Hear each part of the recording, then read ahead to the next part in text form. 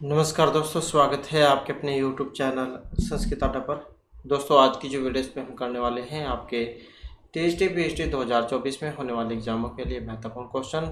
और ये जो क्वेश्चन है आपका DT+B वाला जो एग्ज़ाम है, इसके अलावा अगर आप यूजीसी नेट वाला एग्ज़ाम है या कोई अन्य भी एग्ज़ाम है इसकी तैयारी कर रहे हैं तो ये सभी एग्ज़ामों के लिए महत्वपूर्ण रहने वाले हैं। और इनसे पहले वाली जो वीडियो थी उसमें हमने इससे पहले के जो आपके जो 30 जो क्वेश्चन हैं उनको कंप्लीट या हमने किया था। और आज की वीडियो में हम इससे आगे के जो महत्वपूर्ण क्वेश्चन हैं उनको कंप्लीट करने वाले हैं। तो सभी के सभी जो क्वेश्चन यहाँ पर महत्वपूर्ण हैं। तो जिसमें हमारा जो यहाँ पर पहला क्वेश्चन रहेगा, अकारण आविष्कृत वैर दारुणा असज्जनात् कश्यप हेम न जायते इति केन कवि न उत्तम। किस कवि से संबंधित है ये वाली उक्ति? महर्षि कालिदासेन, भारवीना, भाणभट्टेन या श्री हर्षेन। और इसका जो संबंध है ये ऑप्शन डी में जो दिए गए हैं। जो बाणभट्ट जो है, महर्षि बाणभट्ट, इनके द्वारा रचित है। कई बार आ जाता है कि कहाँ से ली गई है, तो इनके द्वारा जो कादम्बरी जो रचित है तो उसमें से जो है ये पंक्ति ली गई है। और क्या इसमें कहा गया था कि अकारण मतलब बिना ही कोई कारण के, तो बिना कारण के ही वैर रखने वाले दुष्टों से किसे भय नहीं लगता है। असज्जन, यहाँ पर जो दुष्ट व्यक्ति जो होते हैं उनको लिया गया है, उनसे अर्थ यहाँ पर लिया गया है कि आपके आसपास भी आपने देखे होंगे बहुत सारे ऐसे व्यक्ति होते हैं जो बिना बात पे ही लड़ने के लिए तैयार रहते हैं। तो उसी के बारे में यहाँ पर कहा गया है कि बिना कारण ही वैर रखने वाले दुष्टों से किसे भय नहीं लगता है। सभी व्यक्ति जो ऐसे व्यक्ति से बचकर ही चलते हैं जो बात बात पर जा लड़ना शुरू हो जाता है। तो ऐसे व्यक्ति से लोग जो है दूर से ही किनारा करने लग जाते हैं। तो कादम्बरी जो उसमें से ये लिया गया है। तो कादम्बरी कथामुख का जो दुर्जन निंदा जो है यहाँ पर इसमें की गई है। इसके बाद है सेवा धर्मा परम गहना योग्य नामापि गम्य है कथ्यति भवभूति न भर्तृहरिना महर्षि कालिदासेन या फिर भारवीना। तो किन कवि के द्वारा यह पंक्ति कही गई है? और इस पंक्ति का जो संबंध है ये महर्षि भर्तृहरि से है। महर्षि जो भर्तृहरि है इनको 3 शतकों के लिए जाना जाता है, नीति, श्रृंगार और वैराग्य शतक के लिए। तो सेवा धर्म जो होता है ये बड़ा ही विकट है, जो योगियों के लिए भी अगम्य होता है। तो भर्तृहरि से संबंधित है, 3 शतक इन्होंने लिखे थे, नीति, श्रृंगार और वैराग्य शतक जो मुक्ता काव्य के अंतर्गत गिने जाते हैं। इसके बाद जो हमारा नेक्स्ट क्वेश्चन आ जाता है, याम चिंत्यामि सत्यम मयि सा विरक्ता पंक्ति किस पुस्तक से ली गई है? याम चिंत्यामि सत्यम मयि सा विरक्ता, अभिज्ञान शाकुंतलम, मेघदूतम, उत्तरामचरितम या नीति शतकम। और इस पंक्ति का जो संबंध है जो ऑप्शन डी में दी गई है। तो नीति शतकम जो है उसमें से ये ली गई है। और याम चिंत्यामि सत्यम मयि सा विरक्ता, कि जिस अपनी प्रिया का मैं निरंतर स्मरण किया करता हूँ, जिस अपनी प्रिया का मैं निरंतर स्मरण किया करता हूँ वह मेरे प्रति विरक्त और वह किसी अन्य व्यक्ति को चाहती है। जैसे आपने फिल्म में भी देखा होगा, जैसे एक हीरोइन है, हीरो इसको चाहता है लेकिन ये जो हीरोइन है ये किसी दूसरे व्यक्ति को चाहती है। तो फिल्मों में जो आपने इस प्रकार की जो एक देखी होगी घटना, तो यहाँ पर यही इसी के बारे में जो ये पंक्ति इसी प्रकार से बताई गई है कि जिस अपनी प्रिया का मैं निरंतर स्मरण किया करता हूँ वह मेरे प्रति विरक्त है, कि मैं तो उसको चाहता हूँ लेकिन वह मुझे नहीं चाहती, वो किसी और को चाहती है। तो ये इस पंक्ति में कहा गया था, नीति शतकम से ये ली गई है। इसके बाद आ जाता है यहाँ पर द्रक्षसी, जो इसमें लकार है, तो यहाँ पर लुट है, लिरिट है, लुंग है या लट लकार है। और इसमें जो हमारा यहाँ पर आंसर है ऑप्शन रहेगा बी वाला। तो कौन सा है यहाँ पर? लिरिट जो इसमें लकार है। और रूप जो यहाँ पर कैसे चलते हैं? तो रूप चलेंगे द्रक्षति, द्रक्षतः, द्रक्षन्ति, द्रक्षसि, द्रक्षतः, द्रक्षत, द्रक्ष्यामि, द्रक्ष्यावः, द्रक्ष्यामः। यह तो इसके रूप हैं। धातु कौन सी है इसमें? तो दृश्य जो है इसमें धातु है। तो ये आप याद रखिएगा। लेट लकार में द्रक्षसी जा बनता है और मध्यम में जाय बनता है, मध्यम एक वचन में। लट लकार में पश्यते पश्यता पश्यंती वाले रूप बनते हैं। जो लेट लकार होता है उसमें रूप थोड़ा चेंज हो जाता है। इसके बाद है धनस्य कस्मिन गति न भवति। दानम भोगम नाशम या संतोष प्राप्ति है। धनस्य कस्मिन गति न भवति, और जो यहाँ पर ऑप्शन डी में है तो संतोष प्राप्ति है। तो संतोष प्राप्ति धन की गति नहीं है। आपने इसमें जो नीति शतकम है इसमें एक श्लोक भी पढ़ा हुआ है इसके बारे में। दानम भोगो नाश है त्रिय गतियां बीतस्य यो न ददाति न भुंक्ते तस्य अतिरित्य गति भवति। धन जो होता है उसकी 3 गति होती है, 3 अवस्थाएं होती है। दान करना, भोग करना और नाश हो जाना। जो न तो दान करता है न स्वयं भोगता है, उसके धन की जो तीसरी गति जो है वो नाश होती है। तो ये जो धन जो है इसकी गतियाँ बताई गई थी। 3 इसकी गतियाँ हैं और एक नहीं है संतोष प्राप्त। दान भोग नाश ये 3 वाली मानी गई है। इसके बाद जो नेक्स्ट है, इसके बाद आ जाता है नेक्स्ट क्वेश्चन हमारा। क्वेश्चन है अष्टम शब्दस्य प्रथमा विभक्ति किम रूपम भवति। तो जो 8 है इसके रूप आपने बताने हैं। प्रथमा विभक्ति में कौन सा बनेगा। अष्ट है, अष्टन, अष्टः, अष्टव। तो इसका जो यहाँ पर बनेगा ऑप्शन सी में जो दिया गया है अष्टव जो यहाँ पर इसका बनेगा प्रथमा विभक्ति में। इसके बाद जो नेक्स्ट आ जाता है नीति शतकम सवज्ञेयता कान गीति काव्य रीति वक्रोक्ति काव्य या को अपि न। नीति शतकम सवज्ञेयता कान, और जो यहाँ पर ऑप्शन ए में दिया गया है किसके कारण, गीति काव्य। तो नीति शतकम अपनी ज्ञेयता के कारण गीति काव्य माना जा सकता है।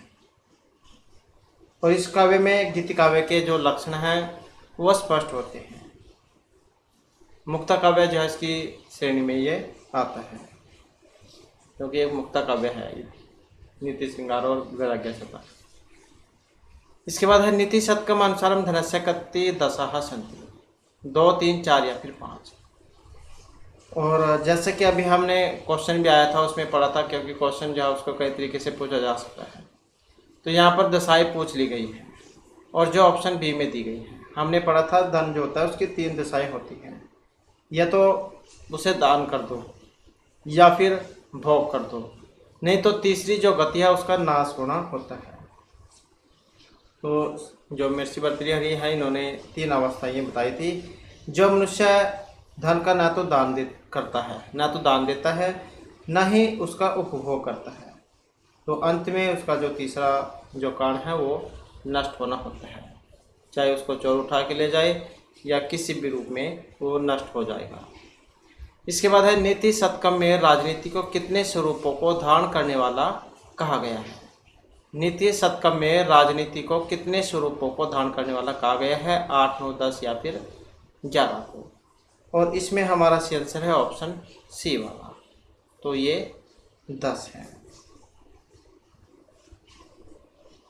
तो ये आपको नीति शतकम जो है इसमें देखने को मिलेंगे। इसके बाद आ जाता है अगला क्वेश्चन हमारा उत्तरामचरित का जो छायांक है ये कौन सा अंक है। 7 अंक है, महर्षि भवभूति के द्वारा रचित है, कौन उसका कवि जैन को कहा जाता है। तो जो छायांक है कौन से वाला अंक है, और छायांक जो है यहाँ पर जो तृतीय अंक है इसको छायांक कहा गया है, क्योंकि इसमें जो सीता है राम के साथ छाया के रूप में आदतन रहती है, तो इसलिए जो छाया अंक इसका नाम पड़ा था। इसके बाद आ जाता है नेक्स्ट हमारा उत्तरामचरित तृतीय अंक प्रारंभ है केशाम भवति। उत्तरामचरित में जो तीसरा अंक है तृतीय अंक, इसका प्रारंभ होता है। अब हमने यहाँ पर पढ़ा तृतीय जो अंक है उसका नाम छाया अंक है, तो इसका प्रारंभ होता है नंदी, सूत्रधार, आकाशवासित या विष्कंभक। और जो ऑप्शन डी में है तो ये प्रारंभ है। प्रारंभ किससे माना गया है, विष्कंभक से। विष्कंभक क्या है, जो नाटक जो होते हैं उसके जो 10 जो प्रकार होते हैं, नाटक, प्रकरण, भाण, वियोग, श्रमकादिम, ये मृगांक, कृति, प्रहसन। तो यहाँ पर जो विस्कंबक है ये होता है भूत और भावी कथाओं का सूचक, कथाओं का संक्षेप करने वाला और अंक के आदि में प्रयुक्त अर्थोक्षेपक विस्कंबक के नाम से जाना जाता है। आदि मतलब शुरुआत, प्रारंभ। और ये जो अंक है इसमें विस्कंबक के रूप में शरीरधारी, तमसा और मुरला नाम की दो नदी देवताओं का प्रवेश इसमें होता है। तो विस्कंबक क्या है? जो घटनाएं हो चुकी है या आगे होने वाली है उसके बारे में जो बताते हैं, भूत और भावी कथाओं का सूचक। नेक्स्ट आ जाता है दृष्टिया अपरिहीन धर्म है खलु स राजा उक्तियम उत्तरामचरिते वर्तते अत्रेय तमसायः वसंती या सीतायः दृष्टिया अपरिहीन धर्म खलु स राजा। और इसका जो संबंध है ऑप्शन डी अर्थात सीतायः, सीता से है। तो तृतीय अंक में है, ये भी तृतीय अंक में से ली गई है और सीता जैन के द्वारा कही गई है। सीता राम की बातें सुनकर कहती है कि भाग्य से वह राजा अभी भी धर्म से हीन नहीं है, अर्थात धर्म को जानता है। नेक्स्ट आ जाता है दृष्टि अपरिहीन धर्म खलु स राजा संवादेन भवति परिचायति जननायकम कुलगुरुम श्री रामम या कलि युगम। दृष्टि अपरिहीन धर्म खलु स राजा संवादेन भवति परिचायति। और जो ऑप्शन सी में है तो यह है श्री रामम। तो इसको कहने वाला जो पात्र सीता है और सीता राम के प्रजा विषयक सेवा को जानकर कहती है। सीता राम के प्रजा विषयक सेवा को जानकर कहती है कि सौभाग्य से अभी भी राम जो है ये धर्म से हीन नहीं हुए हैं। दृष्टि अपरिहीन धर्म खलु स राजा, कि राजा जो है वो धर्म से हीन अभी भी नहीं हुए हैं, अभी भी राजा ही है। तो सीता ने कही थी राम के बारे में। इसके बाद आ जाता है नेक्स्ट हमारा भवभूति महाकवि इमाम निर्गल तरंगिनी इति विलंबी सनकदर शिखानी मंदक्रांत वसंती का। तो यहाँ से तो आप समझ गए होंगे भवभूति उत्तरामचरित से संबंधित है। तो इसका जो संबंध है ये शिखानी छंद से है। तो भवभूति संस्कृत के महान कवि और सर्वश्रेष्ठ नाटककार तो है ही। 3 नाटक हैं इनके, मालती माधव, महावीर चरित और उत्तराम चरितम। तो शिखानी की है ये रस रुद्र चिन्ह, ये मन से बुलावे हैं शिखानी। ये शिखानी जो छंद होता है उसका लक्षण है। नेक्स्ट आ जाता है क्वेश्चन हमारा उत्तरामचरित नाटकस्य का अंक छाया इति अभिधीयते, क्योंकि वेरी इंपॉर्टेंट है ये अंक। तो कौन सा है? तृतीय अंक। टोटल जो है इसमें 7 अंक है और ये तो तृतीय है। यहाँ पर चौथे का नाम पूछ लिया जाता तो ये कौशल्यजनक संवाद है, कौशल्यजनक संवाद। नेक्स्ट आ जाता है वज्रातापि कठोरानी मृदोनि कुसुमादपि इत्यत्र किम छंद है? वज्र से भी कठोर, फूल से भी कोमल। तो यहाँ पर अनुष्टुप, शिखरणी, वसंतिल का यह पुष्पिताग्रह कौन से वाला छंद है? इसमें श्लोक आता है ये उत्तरामचरित में, वज्रादापि कठोरानी मृदुनि कुसुमादपि लोक उत्तराणाम चेतांसी का ही ज्ञातुम अहर्षि। इस प्रकार का श्लोक आता है। तो इसका जो संबंध उत्तरामचरित से है और अनुष्टुप या यहाँ पर इसमें छंद है, जो ऑप्शन ए में दिया गया है। नेक्स्ट आ जाता है संस्कृत वांग में करुण रसस्य वर्णन का विशेषता है, करुण रस के रूप में। तो करुण रस के लिए जान जाता है, जैसे कि अभी हमने बात भी की थी। तो महर्षि जो भवभूति है एक और रस करुण एवं निमित्त वेदांत, तो करुण रस के लिए इनको जाना जाता है। करुण ही एकमात्र रस है, बाकी संपूर्ण रस निमित्त भेदात से करुणोस में ही समाहित हो जाते हैं। तो करुणोस का कवि भवभूति को कहा जाता है। नेक्स्ट है अफजल का हत है पश्चात वीर शिवा श्री रणभूम्य स्वच्छ कार्य से निम्नलिखितेषु कस्मिन् ददाति। गौरसिंह सेनापति माल्यश्री की या सचिव है।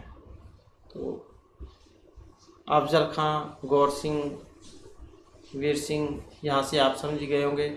तो शिवराज विजय जो है उसमें से ये दिया गया है, पंडित अंबिका दत्त व्यास के द्वारा जो रचित है। तो इसमें जो कहा गया था कि अफजल खां को मारने के बाद वीर शिवाजी ने रणभूमि की सफाई का काम किसको दिया था? तो ये सफाई करने का जो काम है ये दिया था मल्ल श्री को। तो शिवराज विजय जो उसमें से ये दी गई है। और प्रथम विराम का जो द्वितीय निविश्वास है उसमें से है। नेक्स्ट है कार्यम वा साध्यम देवापाद्यम इदम सारगर्भित प्रतिज्ञाम कस्मिन् अस्ति राम दुष्यंत अर्जुन या शिवाजी। कार्यम वा साध्यम देवापाद्यम, ये तो मैं अपना काम सिद्ध करूंगा, नहीं तो अपना शरीर छोड़ दूंगा। तो इस प्रकार की प्रतिज्ञा की गई थी। और किनके द्वारा की गई थी? तो इस प्रकार की जो प्रतिज्ञा ये शिवाजी ने की थी कि यह तो मैं इस काम को पूरा करूंगा, नहीं तो अपना शरीर त्याग दूंगा। शिवराज विजय में से है ये, पंडित अंबिका दत्त व्यास के द्वारा जो रचित है। नेक्स्ट आ जाता है पंडित अंबिका दत्त व्यास निम्नलिखितेषु कस्य उपाधि न घोषित है। तो नहीं में पूछा गया, एक इनकी उपाधि नहीं दी गई थी। तो ये घटिका शतक, साहित्याचार्य मीमांसक या सत अवधान है। और जो ऑप्शन डी में है मीमांसक है। तो इसके अलावा जो यहाँ पर ये सभी उपाधि इनको दी गई थी। इनका जीवन परिचय वगैरह अगर आप ये शिवराज विजय जो है इनसे क्वेश्चन अगर आप देखना चाहते हैं या इनका जो जीवन परिचय, तो आपको जो हमारी पुराने वाली वीडियो में सभी मिल जाएंगे। नेक्स्ट आ जाता है शिवराज विजयम काव्यस्य सम आरंभ भवति। शिवराज विजय जो काव्य का आरंभ होता है शिवराज के वर्णन से, सूर्योदय वर्णनेन, गौर सिंह वर्णनेन या अफजल खान वर्णनेन। शिवराज विजय काव्य का आरंभ होता है। तो इनका जो आरंभ है ये सूर्योदय से माना गया है। और 12 निश्वासों में है। अगर ये भी आ जाए एग्जाम में कि शिवराज विजय किस में है, तो निश्वासों में है, निश्वास और 12 निश्वास हैं, 3 विराम है और 3 विराम है, प्रत्येक में 4 निश्वास हैं। तो इस प्रकार से टोटल 12 ये हो जाते हैं। इसके बाद फिर जो नेक्स्ट है यहाँ पर, नेक्स्ट में आ जाता है रात्रि गमिष्यति भविष्यति सुप्रभातम भास्वान अनुदेश्यति हस्यते पंकांजलि इत्थं विचिन्तयन्ति कोशगते दिविदे हंत हंत नलिनीम गज उजहा श्लोकेस्मिन् कस कोशगद्वीरे पदेन कभे अभिप्राय अस्ति। तो श्लोक है ये वेरी इंपॉर्टेंट भी है। तो यहाँ पर इसमें कवि का जो अभिप्राय है भ्रम है, औरंगजेब हैं, अफजल खान है या गौर सिंह है। तो किन से इसका अर्थ लिया गया है? तो इसका जो अर्थ है ऑप्शन बी अर्थात अफजल खान जहां से इसका अर्थ यहाँ पर दिया गया है। यहाँ पर ये जो एक श्लोक था इसमें क्या है कि एक जो भंवरा होता है वो रस का पान कर रहा होता है, लेकिन जब वो पान कर रहा होता है तो उसमें मदमस्त हो जाता है और उसको पता नहीं लगता है शाम का। तो रात हो जाती है और पुल के अंदर ही बंद हो जाता है। तब वो सोचता रहता है कि कल जो है जब सूर्य निकलेगा तब मैं इसके अंदर से बाहर जाऊंगा और मैं आज़ाद हो जाऊंगा। लेकिन अगले दिन क्या है, हाथी आता है और उन सारे फूलों को तोड़ देता है और उसके अंदर ही वो मर जाता है।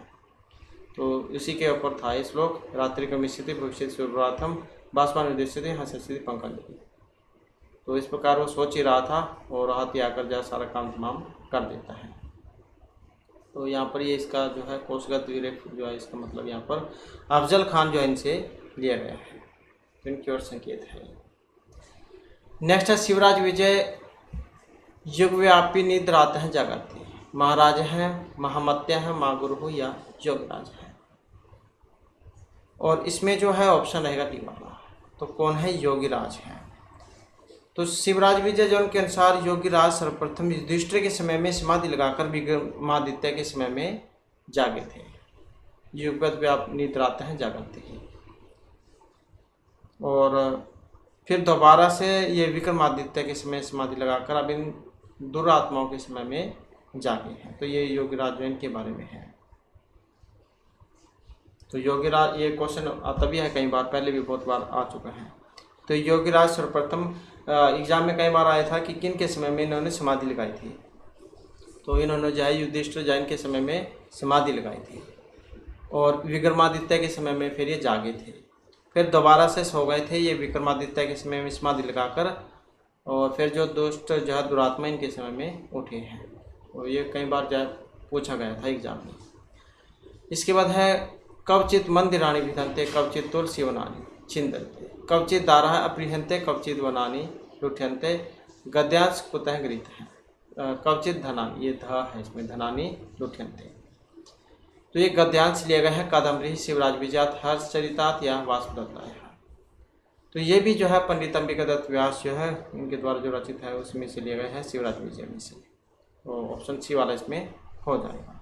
क्या इसमें कहा गया था कि कवचित मंदिराणि विधंते, कहीं पर तो मंदिर तोड़े जा रहे हैं और कहीं पर जो तुलसी वन है उनको नष्ट किया जा रहा है और कहीं पर जो स्त्रियाँ जो है उनको अपहरण किया जा रहा है और कहीं पर जो धन है उनको लूटा जा रहा है।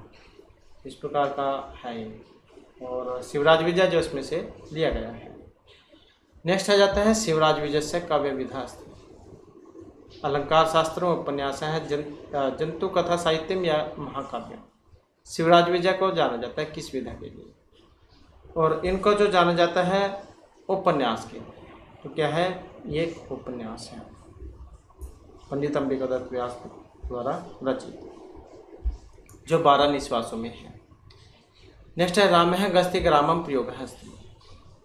रामो गच्छति ग्रामम प्रयोग अस्ति कर्तृकर्म भाव यह किसी का भी नहीं।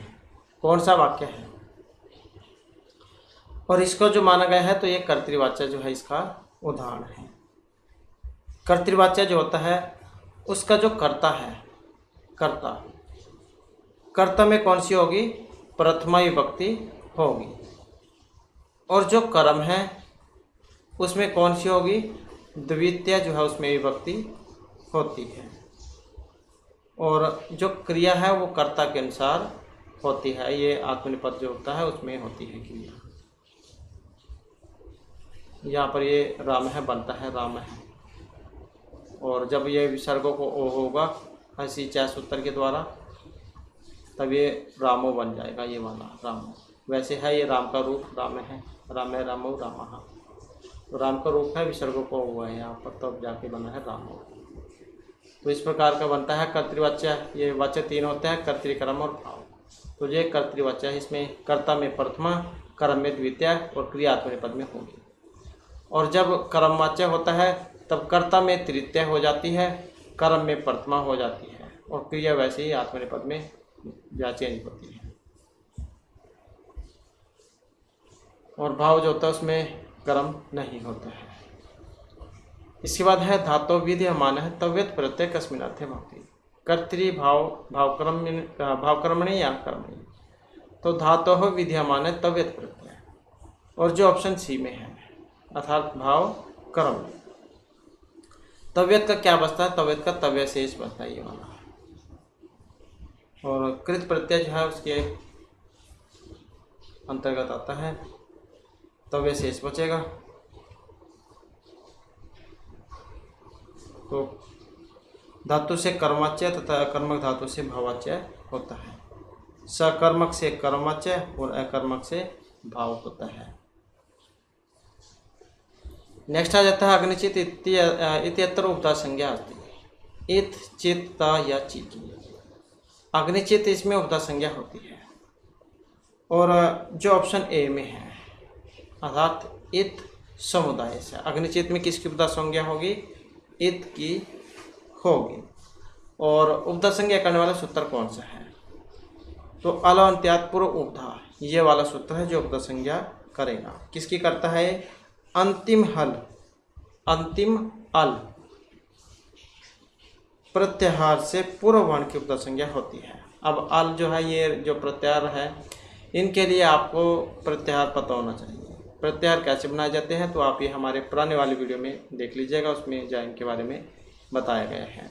ये जो 14 जो मेश्वर सूत्र होते हैं तो इनसे बनते हैं प्रत्याहार। अयुण ऋलिक एवं एवच, जैसे अन प्रत्याहार है तो अ इ उ, ये वाले इसमें आ जाएंगे।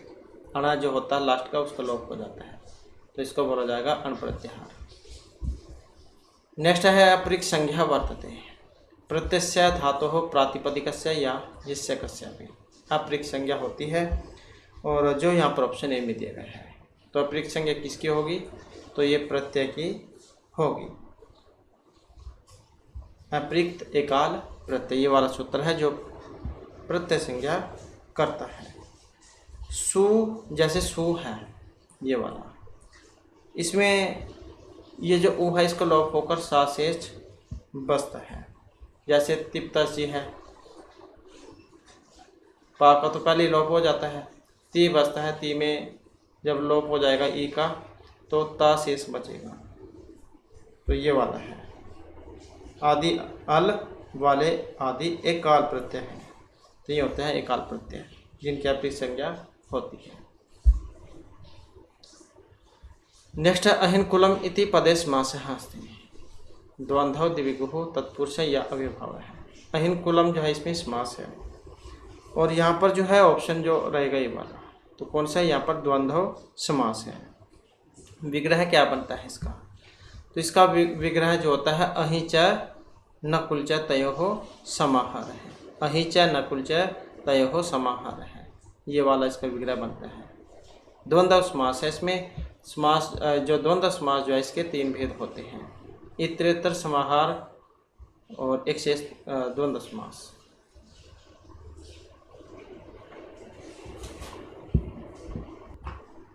तो तीन होते हैं, इतरेतर समाहार और एक शेष द्वंद्व समास। नेक्स्ट आ जाता है पूर्वशाला से विग्रह अस्ति। पूर्वशाला है पूर्वम पूर्व शाला है, पूर्वश्याम शालायां भवः या पूर्वशाला यस्य सः। पूर्वशाला से विग्रह अस्ति, और जो यहाँ पर ऑप्शन डी में है पूर्वश्याम शालायां भवः है। तत्पुरुष या यहाँ पर इसमें समास है। तदितो अर्थ उत्तर पद समाहारी च, तदित अर्थो उत्तर पद समाहारी च, ये वाला सूत्र है। तो इससे तदित अर्थ अर्थात तदित अर्थ के विषय में उत्तर पद परे रहते और समाहार वाच्य होने पर दिशावाचक और संख्यावाचक सुबंत का समानाधिकरण वाले सुबंत के साथ समास होता है, और उस समास को तत्पुरुष कहा जाता है। नेक्स्ट आ जाता है सप्तऋषि है। इसमें समास है अव्यभावे द्वंद्व तत्पुरुष या बहुव्रीहि। सप्तऋषि में कौन सा समास है? ये किस में बना है? और ये जो बना है बहुव्रीहि,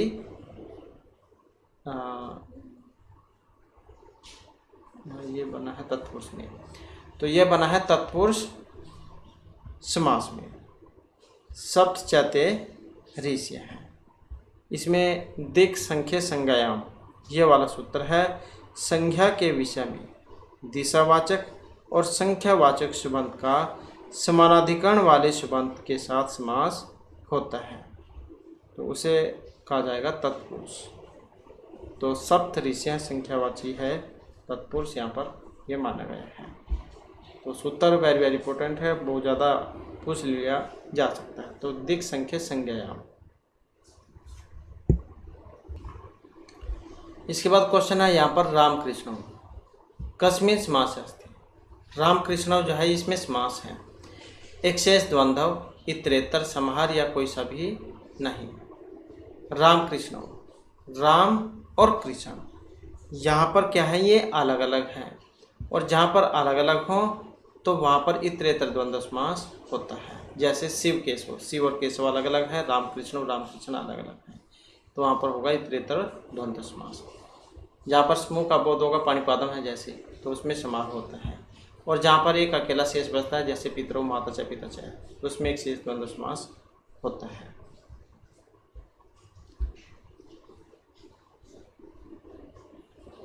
इसके बाद आ जाता है अव्यभाव समास सिद्ध इति संपूर्ण पदे भवति। अव्यभाव समास में होगा स्त्रीलिंग, पुल्लिंग, नपुंसकलिंग या तीनों। अव्यभाव समास में कौन सा लिंग होगा, इसकी जो सिद्धि होती है, और यह मानी गई है नपुंसकलिंग में। और सूत्र कौन सा है? अव्यभावश्च, अव्यभावश्च अविभावस्य, नाम से भी आप जाए इसको पहचान सकते हैं, अविभावस्य। ये वाला सूत्र है जो इसमें लगेगा, नपुंसक लिंग करता है। तो अव्ययभाव समास में पूर्व पद क्या होगा? प्रधान होगा और संपूर्ण पद अव्यय की तरह प्रयोग में लाया जाता है, और नपुंसक लिंग एक वचन में ये होता है। नेक्स्ट आ जाता है रूपपद भार्या कस्मिन् समासः अस्ति। रूपपद भार्या में समास है, अव्ययभाव है, बहुव्रीहि द्विगु या द्वंद्व है। रूपपद भार्या है तो इसमें है बहुव्रीहि समास, अर्थात ऐसा कोई व्यक्ति जिसकी पत्नी सुंदर हो। तो रूपवती भार्या यश स, तो उसे कहा जाता है रूपपद भार्या है। अनेक अन्य पदार्थ जैसे इसमें समास होगा बहुव्रीहि समास।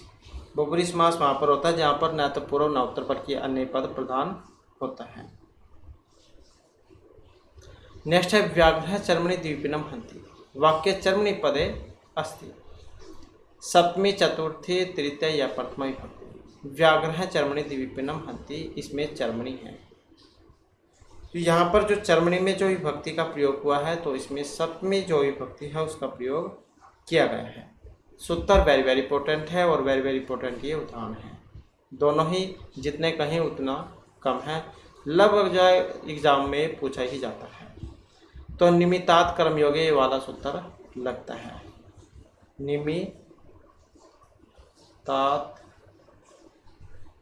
निमित्तात् कर्म योगे।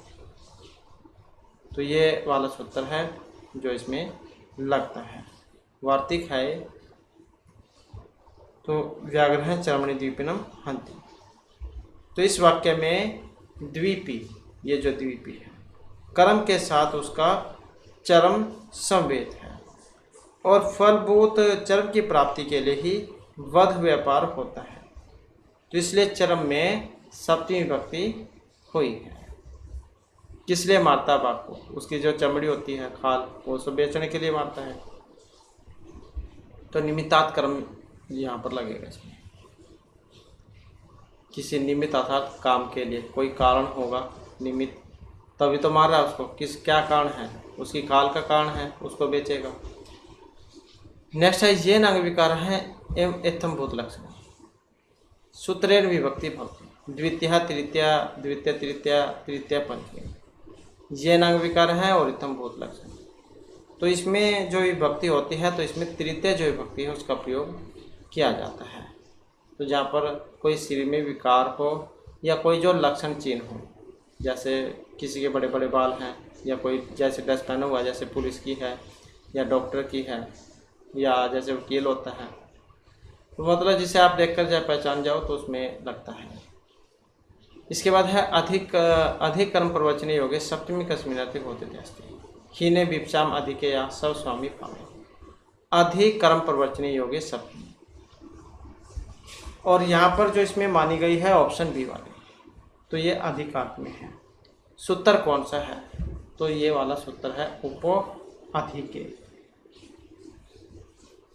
उपो अधिके च, ये वाला है। तो इस सूत्र से अधिक अर्थ के घोतक होने पर उप भी कर्म प्रवचने कहलाता है, किंतु जब वह हीन अर्थ का घोतक होता है तब द्वितीय होती है, जैसे उप हरिम सुरहा। और जब वह अधिक अर्थ का घोतक होता है तब उसके योग में सप्तमी होती है। तो अधिक अर्थ में कौन सी होगी? सप्तमी विभक्ति। और जैसे उप प्रार्धेर हरे गुण, तो यह आप याद रखिएगा। अधिक में सप्तमी, हीन में द्वितीया, क्योंकि दोनों ही कोई से भी पूछ लिया जा सकता है। तो अधिक में सप्तमी, हीन में द्वितीया होती है। इसके बाद है द्विशब्दस्य शब्द रूपम केषु वचनेषु भवितुम शक्नोति। द्विशब्दस्य शब्द रूपम, बहुवचने द्वि, एक या त्रिशुलिंगी, और जो यहाँ पर ऑप्शन डी में है, अर्थात तीनों लिंगों। नेक्स्ट है 13 इति संख्या शब्दस्य संस्कृत रूपम। 13 को हम क्या लिखते हैं? तो 13 को हम लिखते हैं त्रयोदशी। 10। इसके बाद है सर्व सदस्य पंचमी एकवचन रूपम का। सर्व शब्द रूप है, पंचमी में बताना है। जैसे आप राम का रूप बनाते हैं, रामात बनता है, तो सर्व का कौन सा बनेगा? तो सर्व हो जाएगा सर्वस्मा, ऑप्शन ए होगा। स्त्रीलिंग में कौन सा बनेगा? तो स्त्रीलिंग में बन जाएगा सर्वस्याः, सर्वस्याः, सर्वस्याः, तो ये वाला बन जाएगा। और सर्वाः ये बनता है स्त्रीलिंग के प्रथम और द्वितीय विभक्ति बहुवचन में। इसके बाद है निरी शब्द रूप। इसका एक वचन में कौन सा बनेगा? नर है, न, ना या निरी। तो इसका बनेगा जो ऑप्शन बी में है। कौन सा बनेगा? ना जो है इसका बनेगा, ना नरो नर है। इसके बाद है चतुराशीति। इसका जब हम अंकों में लिखेंगे तो कैसे लिखा जाएगा? चतुर मतलब 4 और अशीति मतलब 80। तो 80 और 4 84 जो है होते हैं। तो ऑप्शन जो है यहाँ पर रहेगा बी में। तो इस प्रकार से जो हमारे आज की क्लास हो रही महत्वपूर्ण क्वेश्चन थे। तो नेक्स्ट जो वीडियो इसमें आपके लिए नए जो महत्वपूर्ण क्वेश्चन हम लेकर आएंगे। और हमारे साथ अंत बनाने के लिए धन्यवाद।